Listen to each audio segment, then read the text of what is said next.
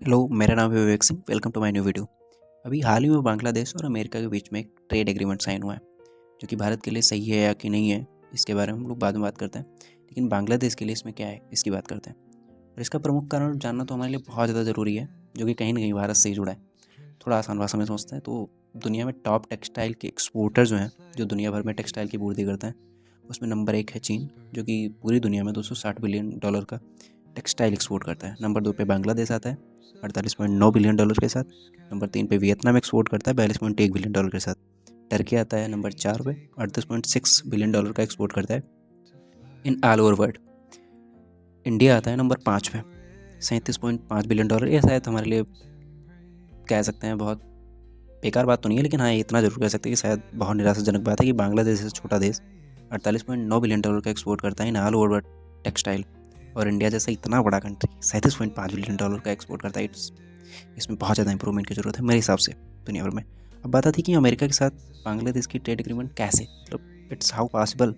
अब बांग्लादेश अमेरिका की मार्केट का एक्सेस पाएगा विथ 0% ड्यूटी, मतलब बिना किसी टैरिफ के। अब उसके कंपटीशन में देश हैं जैसे चीन, जिस पर अमेरिका के 36% टैरिफ है। वियतनाम, टर्की पर भी टैरिफ हैं अमेरिका के, तो फिर उनके लिए आसान होगी नहीं चीज़ें। इतना आसान होगा अब बांग्लादेश के लिए कि 0% टैरिफ के साथ जाएगा, तो उसका जो टेक्सटाइल है वो सस्ता पड़ेगा रादर दैन अमेरिका, चाइना।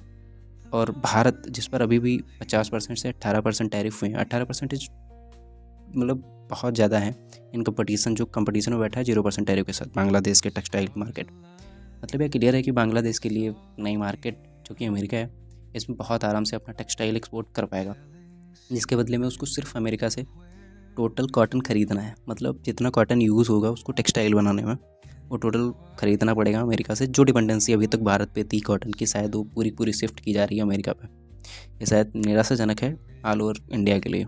इसके बारे में हमें नई मार्केट खोजनी चाहिए जो हमारा कॉटन अपने देश में इंपोर्ट करें और हम लोग एक्सपोर्ट कर पाएँ विथ बहुत अच्छे रेट के साथ। इस डील का प्रमुख कारण जानना तो बहुत ज़्यादा ज़रूरी है।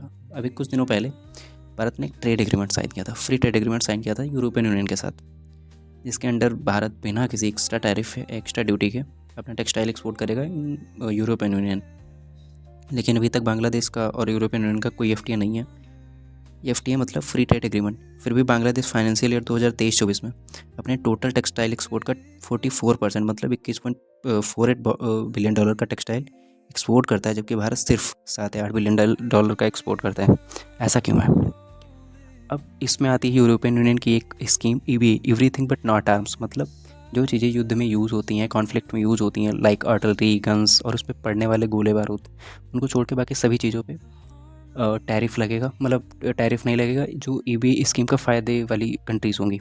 इस स्कीम का फ़ायदा मतलब ईबे का फ़ायदा जो कंट्रीज़ नहीं पाएंगी उन पर 12% टैरिफ लगेगा, कोई भी चीज़ अगर इंपोर्ट करता है यूरोपियन यूनियन।